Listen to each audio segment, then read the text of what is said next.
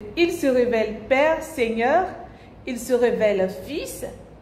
Et dans la deuxième lecture, une lecture aussi intéressante.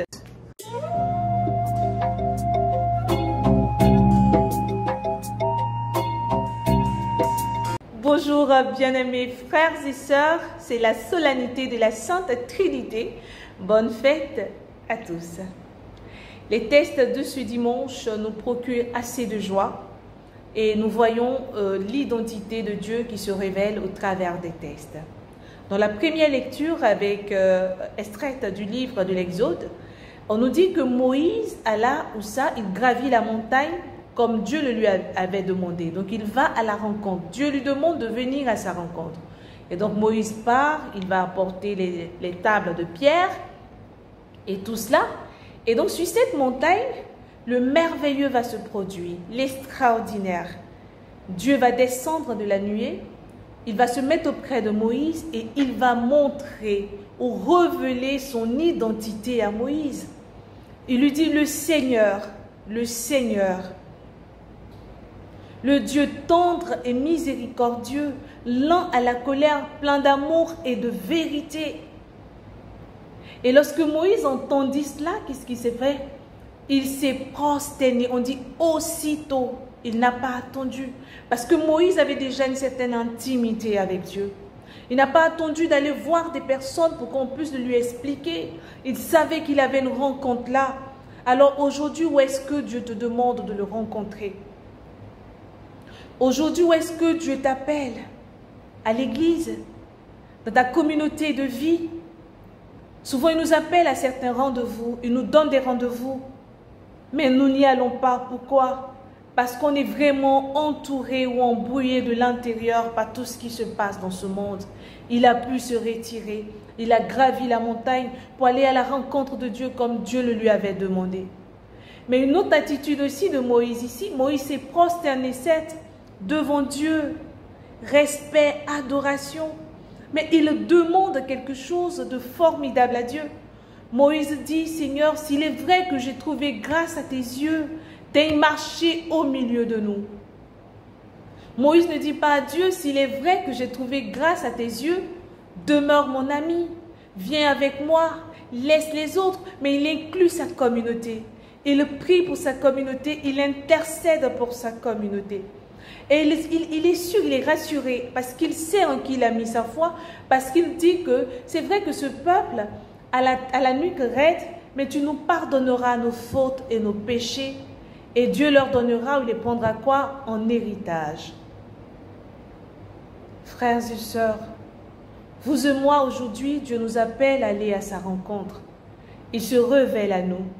Mais comment est-ce que, ou quel est l'impact de cette rencontre sur nos vies, la vie de nos familles et de nos frères et sœurs? Nous poursuivons avec l'évangile du jour pour nous montrer encore ce Dieu tendre et miséricordieux, lent à la colère et plein d'amour et de vérité.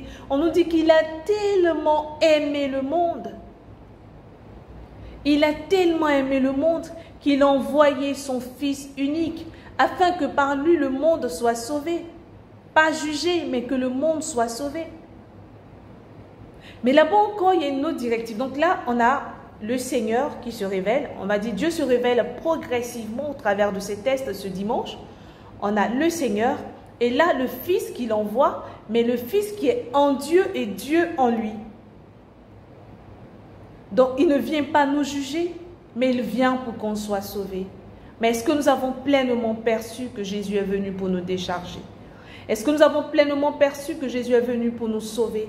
Est-ce que nous avons pleinement perçu que Jésus est venu pour renforcer notre intimité avec Dieu, comme nos pères l'ont fait, et ces pères que nous citons d'ailleurs en exemple?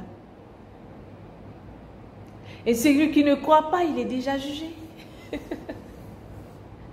Au travers de ces tests, on nous donne des directives en même temps. En fait, il se révèle Père, Seigneur, il se révèle Fils. Et dans la deuxième lecture, une lecture aussi intéressante, Saint Paul apôtre aux Corinthiens, il va dire, soyez dans la joie, cherchez la perfection, encouragez-vous, soyez d'accord avec vous, vivez en paix. Il nous encourage à être unis.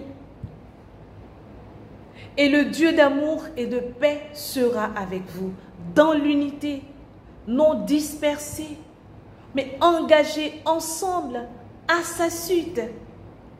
Et dans cette lecture, il va nous révéler la troisième personne du Père, le Saint-Esprit.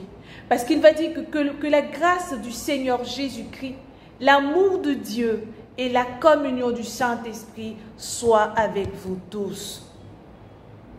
Donc Dieu qui s'est révélé progressivement au travers des tests de ce dimanche, Seigneur, Fils, Esprit Saint. Il est Père, il est Fils, il est Saint-Esprit, en une seule personne, en une seule réalité. Et il nous appelle également à pouvoir vivre ensemble. Il nous appelle à pouvoir vivre unis. Il nous appelle à vivre les uns avec les autres, non les uns à côté des autres, non les uns derrière les autres, non les uns devant les autres, mais il nous appelle à être unis, à rester unis ensemble pour vivre pleinement cette réalité de la Sainte Trinité qui unit, qui ne divise pas, qui n'est pas venu juger, mais qui est venu pour sauver. Alors, frères et sœurs, j'aimerais que vous et moi, on se dise que, Seigneur, nous avons besoin de toi. C'est vrai que tu marches avec nous, tu nous révèles certaines choses. Mais ce dimanche, tu te révèles à nous progressivement, comme pour nous dire que toi, tu ne nous mets pas dans une certaine cloison. Vous voyez, des fois, les gens veulent nous mettre dans des prisons. On nous dit, tel ne fait pas ci, tel doit faire ceci. Et ces personnes, on a l'impression que ces personnes ont la maîtrise de Dieu, ou que ce sont ces personnes qui connaissent Dieu plus que d'autres, alors que non. Non. Il nous appelle à sa rencontre. Il vient à notre rencontre par son Fils. Il reste toujours en notre compagnie par son Esprit Saint. Que la grâce de Dieu le Père et de son Fils notre Seigneur Jésus-Christ et du Saint-Esprit, l'Esprit de vérité, de force, d'amour et de paix qu'il nous donne, nous garde unis ensemble pour des communautés fortes, pour des paroisses vivantes, pour des paroisses pleines, pour des paroisses qui vivent la plénitude du Saint-Esprit. Et je voulais revenir rapidement pour dire que souvent on nous dit, vous priez trop ici, on n'aime pas telle communauté, il y a trop de prières, on a des prières qui sont bruyantes et autres. Regardez simplement l'attitude de Moïse. Il s'est prosterné, non pas pour lui seul, mais pour sa communauté.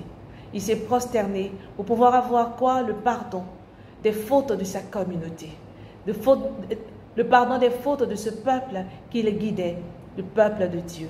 Nous sommes peuple de Dieu, nous sommes donc appelés à prier les uns pour les autres, nous sommes donc appelés à vivre unis dans la joie, à rechercher la perfection ensemble, dépourvus d'orgueil, par-dessus tout, à être des témoins de l'amour véritable pour que son règne s'étende. Vous savez, frères et sœurs, moi, je vous aime, mais Dieu encore plus. Au revoir et bon dimanche de la Sainte Trinité. Au revoir.